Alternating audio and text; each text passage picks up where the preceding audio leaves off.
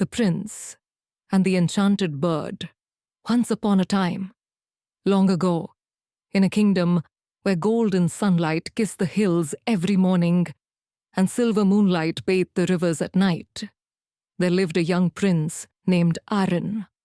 Prince Arryn was not only brave and kind-hearted, but also so handsome that people often said he looked like he had stepped out of a painting.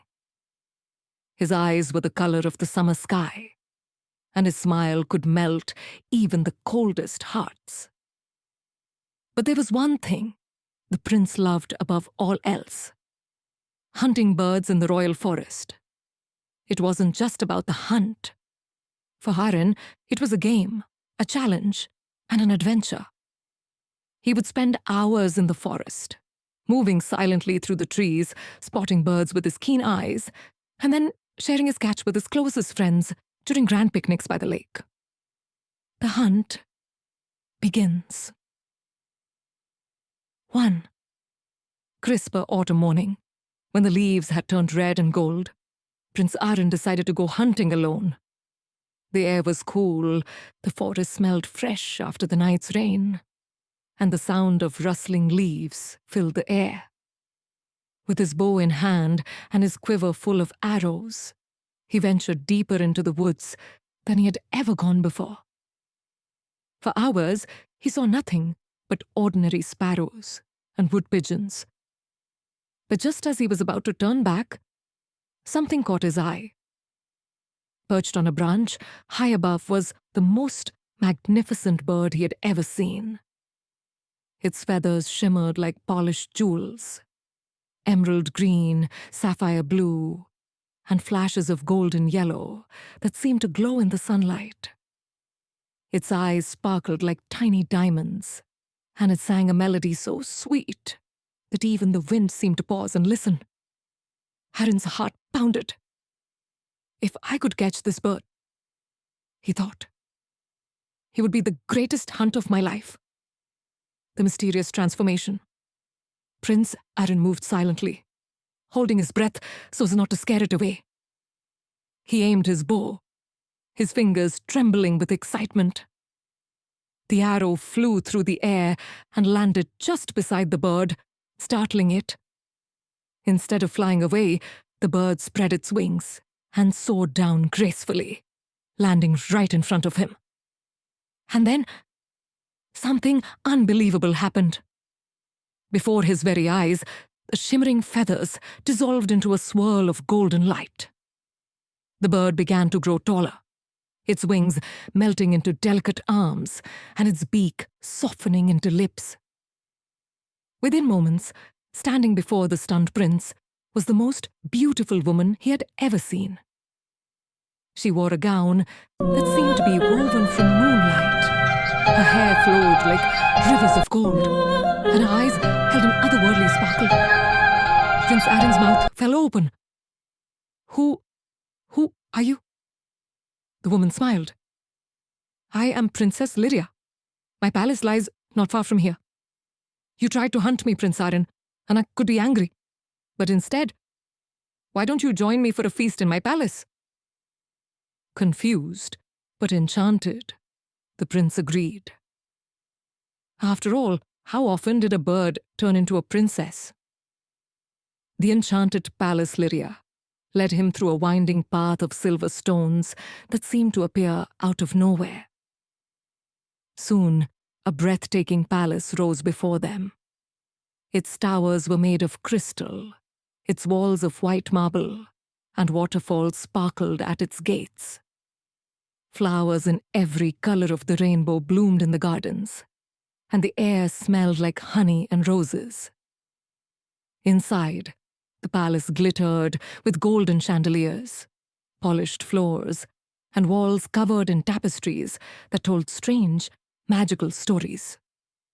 Servants in shimmering robes moved silently, bringing trays of delicious fruits and sparkling drinks. But something felt off. Prince Arryn noticed that the hallways were too quiet. No laughter, no music, no footsteps, except theirs. And the servants, though polite, never met his eyes. The sorceress reveals herself.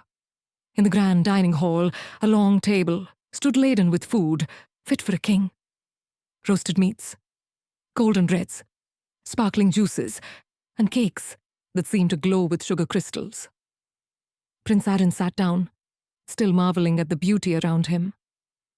But just as he was about to take his first bite, Lyria stood up. Her smile changed. It was no longer warm, but cold, almost cruel. Her gown darkened into black velvet, her golden hair turned the color of midnight, and her eyes blazed like fire. "I am not a princess," she hissed. "I am Selvara, the sorceress of the Enchanted Forest. You tried to hunt me, and for that you will pay a heavy price." With a wave of her hand, the walls of the palace seemed to shift. The doors slammed shut, the windows sealed themselves, and the lights dimmed.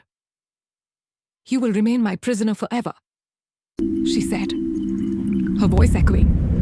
"You will never see your kingdom again." And with that, she vanished in a swirl of black smoke, leaving the prince alone in the vast hall. The prince's despair. "Prince," Arryn's heart raced. He tried the doors. They wouldn't open. He looked for windows. There were none. The palace felt like a maze, every hallway leading back to the same place. For hours, he searched for a way out, but each step only seemed to take him deeper into the sorceress's trap. At last, exhausted, he sat down and tried to think. There must be a way.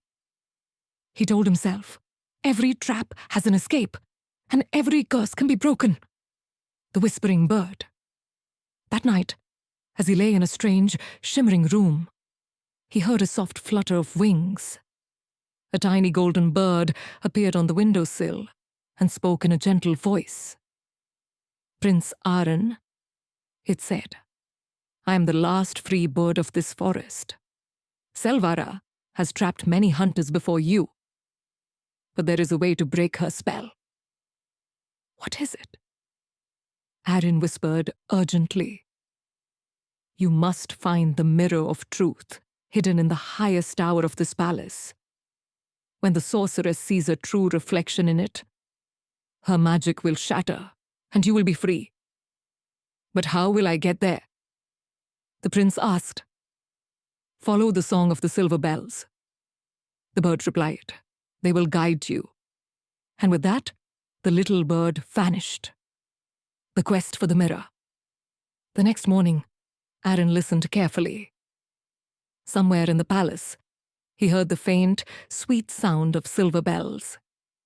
He followed it through twisting corridors, over marble staircases, and across bridges of glass. At last, he reached a tall spiral staircase that seemed to rise into the clouds.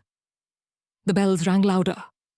Step by step, he climbed until he reached a round room bathed in sunlight.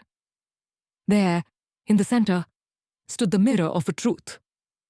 Its frame was carved from silver vines, and its glass shimmered like still water, the sorceress's wrath. But just as Arryn touched the mirror, a voice roared behind him. "You dare defy me?" Selvara appeared, her dark gown swirling like smoke, her eyes burning with rage.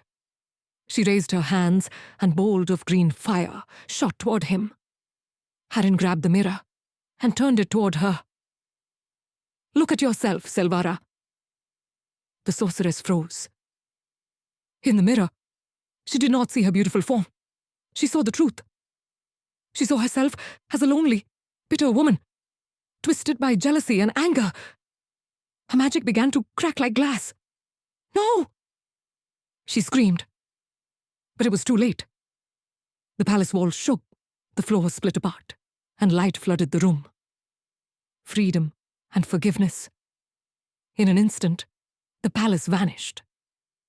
Prince Arryn found himself standing in the middle of the forest, the golden sunlight shining on his face. Birds sang around him, and the air was fresh and free. He realized that the sorceress had been defeated, not by weapons, but by truth. From that day on, Aaron never hunted birds again. Instead, he became their protector, planting gardens and building fountains, so they could live safely in his kingdom. And sometimes, when the wind was just right, he could still hear the faint song of silver bells guiding other lost travelers home. Moral of the story: kindness and truth are stronger than any magic or trap. Respect every living creature, for you never know who or what they may truly be.